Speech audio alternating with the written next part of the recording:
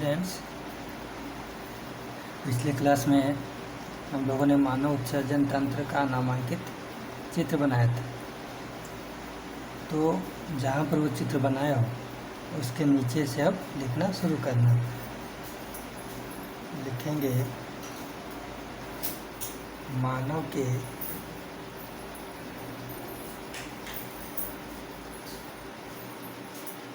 उत्सर्जन तंत्र में एक जोड़ा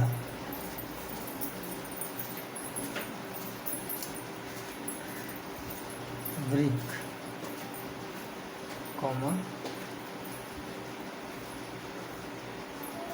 एक मूत्रवाहिनी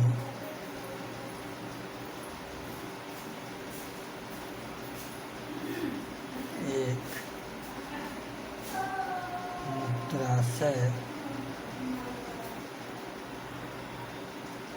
तथा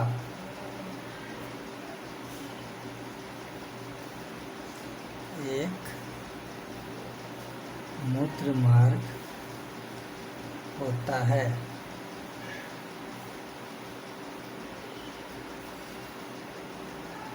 वृक्क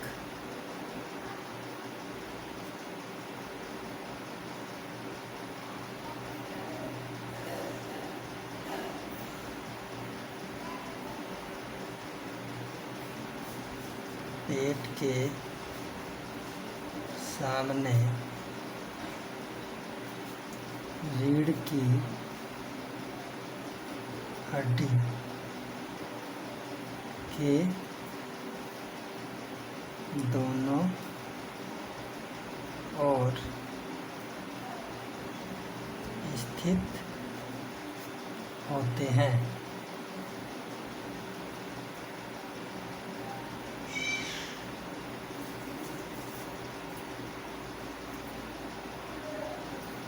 वृक्क में यूरिन बनने के पश्चात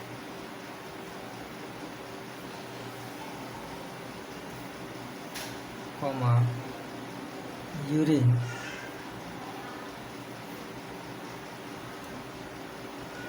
मूत्र वाहिनी से होता हुआ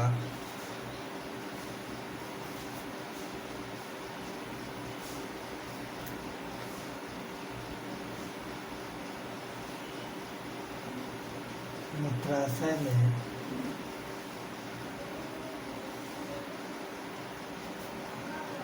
में जमा हो जाता है। फिर मूत्र मार्ग से वह बाहर निकल जाता है। संक्षेप में अगर देखा जाए तो जो प्रोसेस अभी हम बताएं, यही प्रोसेस हमारे उत्सर्जन तंत्र में होता है। लेकिन जो यूरिन का निर्माण होता है वह कैसे होता है, इस यूरिन में कौन कौन से अपशिष्ट पदार्थ पाए जाते हैं, इसके बारे में हम लोग आगे जानकारी प्राप्त करेंगे। ठीक है, आप लिखेंगे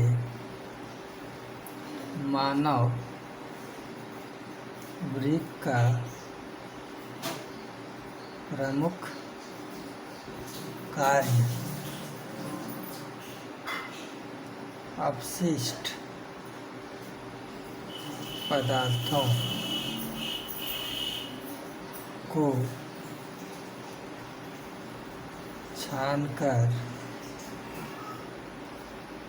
बाहर करना होता है। जब वृक्क से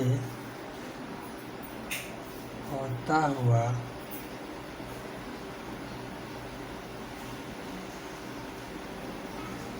रुधिर का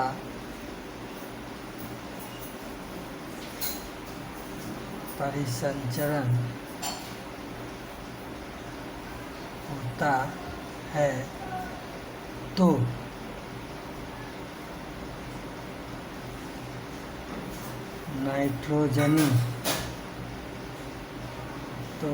नाइट्रोजनी अपशिष्ट पदार्थ जैसे यूरिया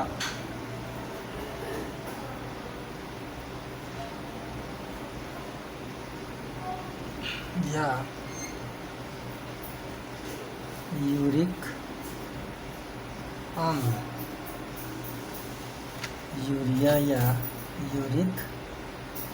अम्ल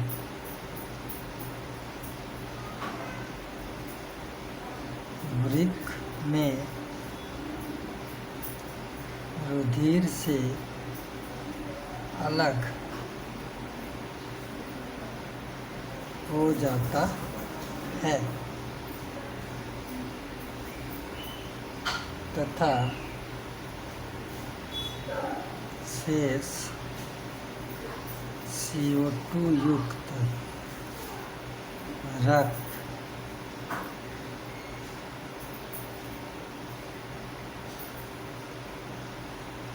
फेफड़ों में जाकर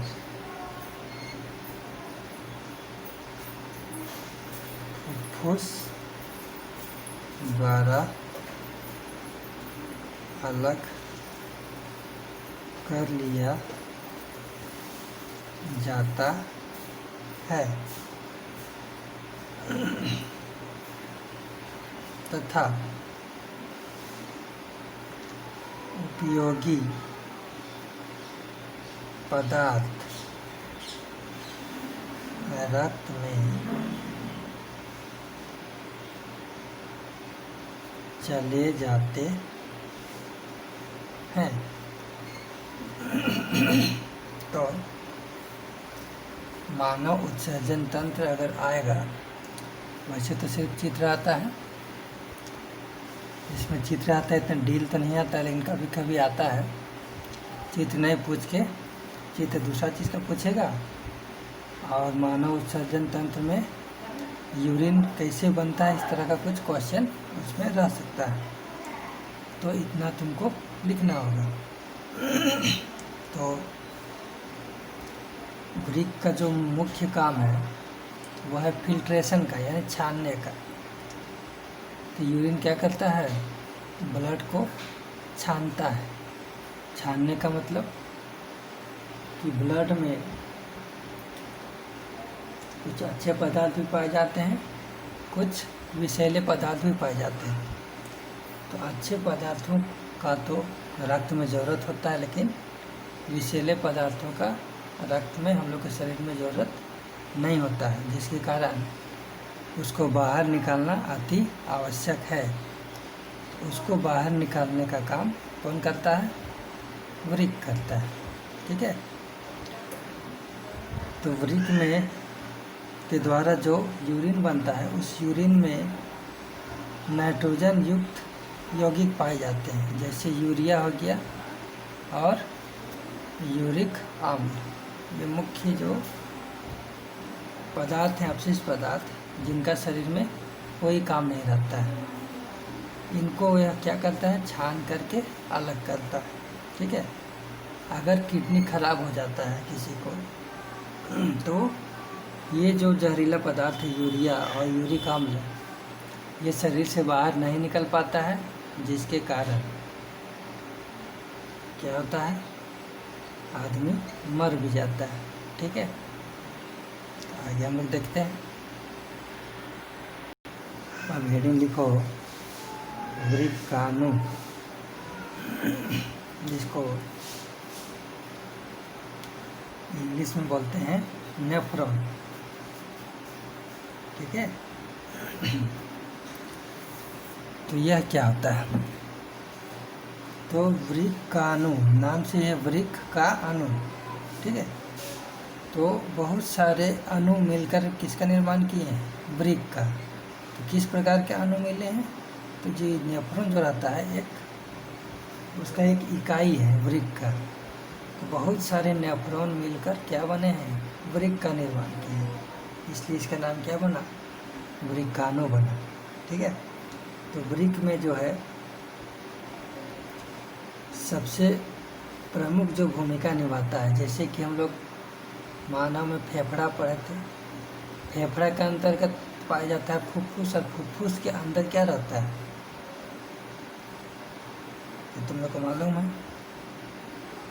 फुफ्फुस के अंदर क्या रहता है? कुपिका रहता है। कुपिका ही जो मुख्य काम उसी का है। उसी तरह वृक्क के अंदर यानी वृक्क का निर्माण किससे हुआ है? वृक्काणुओं से हुआ है, ठीक है। तो इसके बारे में हम जानते हैं। 2017 या 18 में ये क्वेश्चन आया था, याद नहीं है, लेकिन दोनों साल के बीच में कभी भी इससे संबंधित क्वेश्चन आया था। क्या क्वेश्चन आया था? पहला जो क्वेश्चन आया था, कहीं के वृक्काणु भी नाम लिखा हुआ रह सकता है, कहीं के नेफ्रॉन भी। तो दोनों नाम याद रखना अनिवार्य है। नेफ्रॉन का नामांकित चित्र है, ठीक है। बहुत इम्पोर्टेंट है। नेफ्रॉन का नामांकित चित्र, ठीक है। ये जो चित्र है यह किसका? नेफ्रॉन का चित्र है, ठीक है।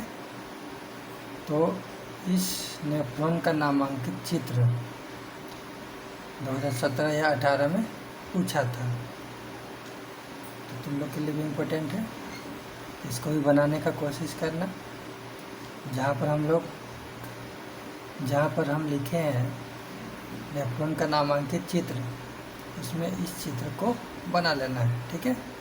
और उसके नीचे जो हम लिखवाने जा रहे हैं उसको लिखना है। तो चित्र के लिए जगह छोड़ लो और उसके नीचे से लिखना शुरू करना है, ठीक है। इसको बना लोगे तब इसका पार्ट्स का जो है भाग याद रहेगा, नाम रहेगा, उसी तरह इसका कार्य भी हम लोग को याद रहेगा, ठीक है। इसलिए इस चित्र को अच्छा से देख करके बना लेना है, ठीक है। तो यहाँ पर नेफ्रॉन का नामांकित चित्र बनाना है। यहाँ पर जगह छोड़ लेना है अपना, जितना बड़ा बनाना चाहते हो। उसके बाद लिखना है नेफ्रॉन कॉमा वृक्क का संरचनात्मक एवं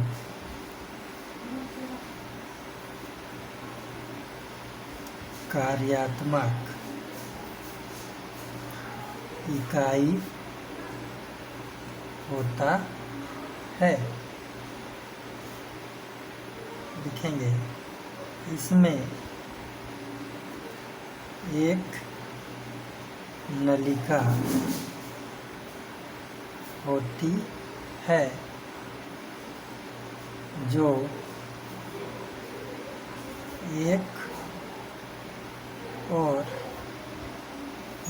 एक और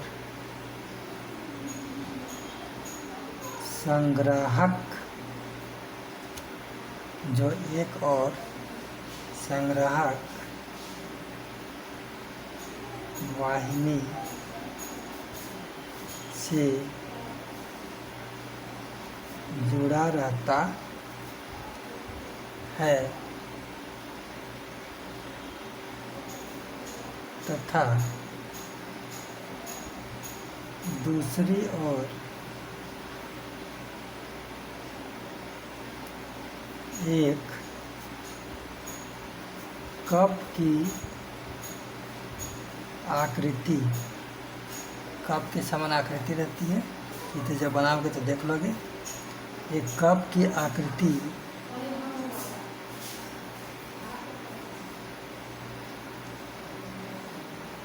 की संरचना जैसी जुड़ी रहती है, जिसे वोमन, ये नाम याद रखना, वोमन। उसके बाद संपुट, ठीक है। पहली और जो उस नली का जो जुड़ा हो रहता है उसको क्या बोलते हैं? संग्राहक वाहिनी। और दूसरी ओर जो रहता है वो किससे जुड़ा रहता है? वोमन संपुट से, जैसा कि चित्र में देख सकते हैं।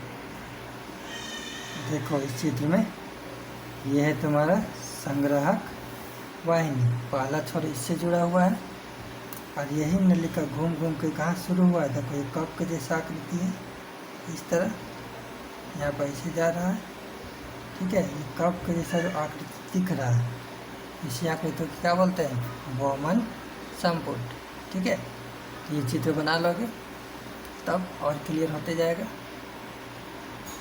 जिसे वोमन संपुट कहते हैं। याद रखना, वोमन संपुट क्या है, कभी पूछता है तो वोमन संपुट क्या है? नेफ्रॉन के दूसरी ओर जुड़ी हुई एक कप की आकृति जैसी संरचना, उसको क्या बोलते हैं? वोमन संपुट, ठीक है। लिखेंगे प्रत्येक वोमन संपुट में कोशिकाओं के अनेक गुच्छे पाए जाते हैं,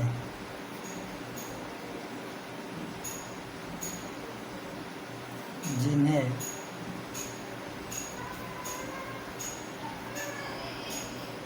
कोशिका गुच्छ कहते हैं, ठीक है।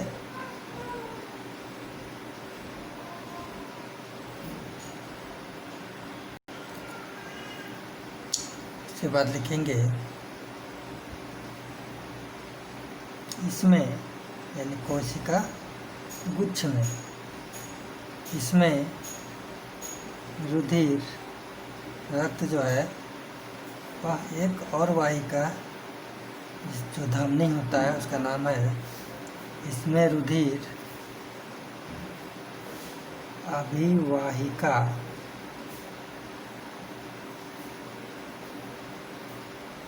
धमनिका, ठीक है। उस एक नलिका का नाम है अभिवाहिका धमनिका, जो चित्र में दिया हुआ होगा, द्वारा प्रवेश करता है तथा अपवाही, अभिवाही यानी अंदर जाने वाला, और अपवाही यानी बाहर निकलने वाला, तथा अपवाही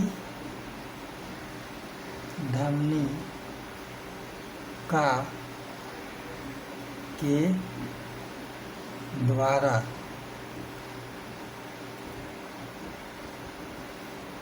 बाहर निकलता है, ठीक है। यह तो इसका संरचना के बारे में दो शब्द हम लोग लिखे हैं। अब इसमें जो पूछता है इसके कार्य, तो हेडिंग लिखोगे वृक्काणु यानी नेफ्रॉन के कार्य, इसको लगाओगे इम्पोर्टेंट। भी है। ठीक है, नंबर 1।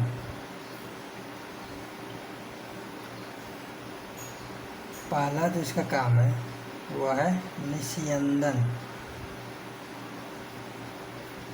इसको हम लोग बोलते हैं छानना। ठीक है, पहले इसको लिखते हैं, लिखेंगे रुधिर वोमन संपुट के अंदर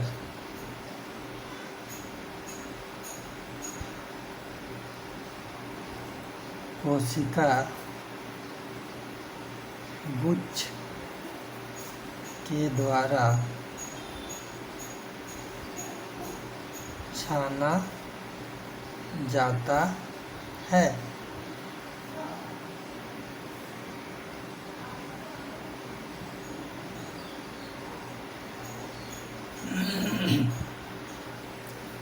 लिखेंगे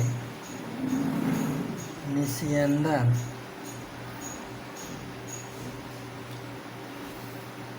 वृक्काणु के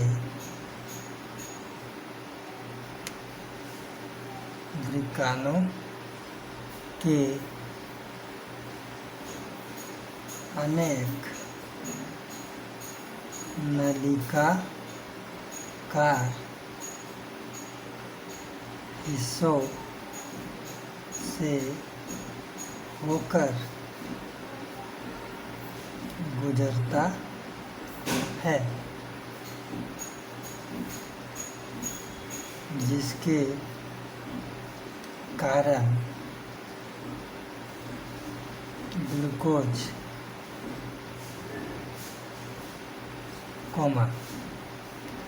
अमीनो अम्ल,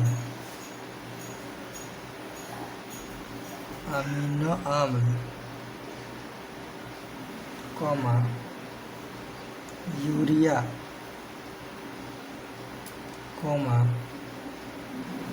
यूरिक अम्ल, लवण तथा जल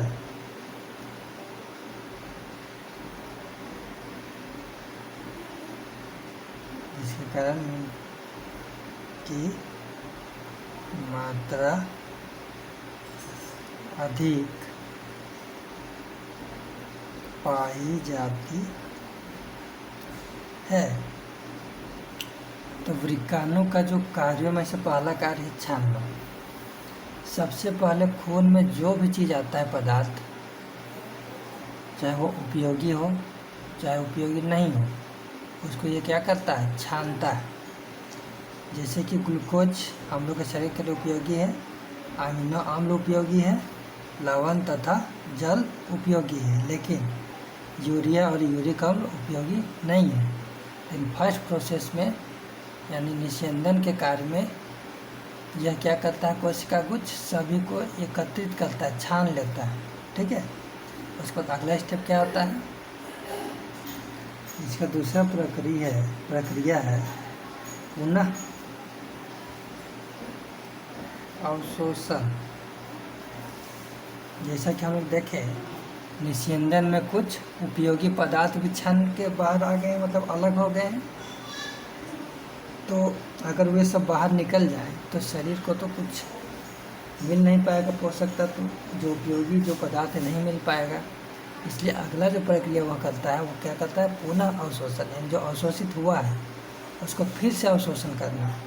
यानी जो उपयोगी पदार्थ है उसको शरीर के अंदर ही रहने देना, और जो वर्ज्य पदार्थ है यानी अपशिष्ट पदार्थ है उनको बाहर निकालना। लिखेंगे निस्यंदन के पश्चात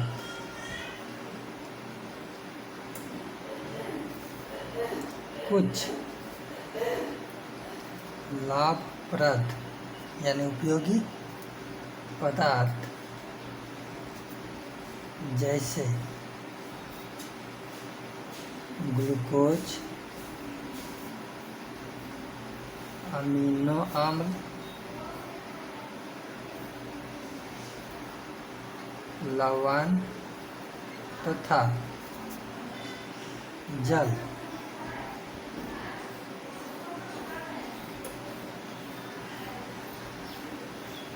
वृक्काणु में उपस्थित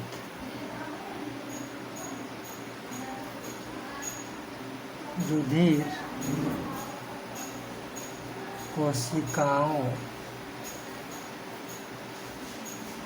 कोशिकाओं के द्वारा अवशोषित कर लिए जाते हैं। इसी प्रक्रिया क्या बोलते हैं? पुनः अवशोषण। ठीक है। तीसरा नंबर जो है इसके कार्य में वो है यूरिन का बनना। ठीक है। तो यूरिन का बनना यानी यूरिन कैसे बनता है, ये भी क्वेश्चन आता है। तो यूरिन कैसे बनता है इसके लिए लिखोगे दूसरा प्रक्रिया हो गया पुनः अवशोषण। अब इसके बाद क्या हो गया लिखेंगे पुनः अवशोषण प्रक्रिया के बाद जो पदार्थ बचते हैं, जो पदार्थ उसमें बच जाते हैं उसे ही क्या कहते हैं? यूरिन कहते हैं। ठीक है। यूरिन में घुले हुए नाइट्रोजन युक्त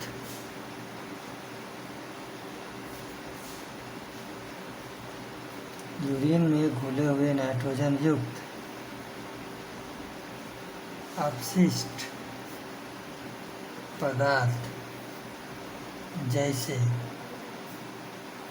यूरिया, यूरिक अम्ल, अमोनिया भी इसमें पाया जाता है इत्यादि, और कुछ पाया जाता है। ठीक है। मूत्र वाहिनी से होता हुआ मूत्राशय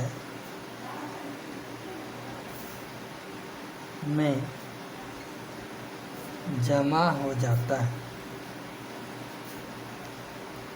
ठीक है। जब मूत्राशय की पेशियों में दबाव अधिक बढ़ जाता है तो वह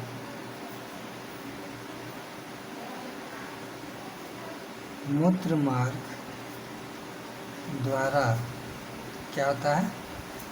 बाहर निकल जाता है।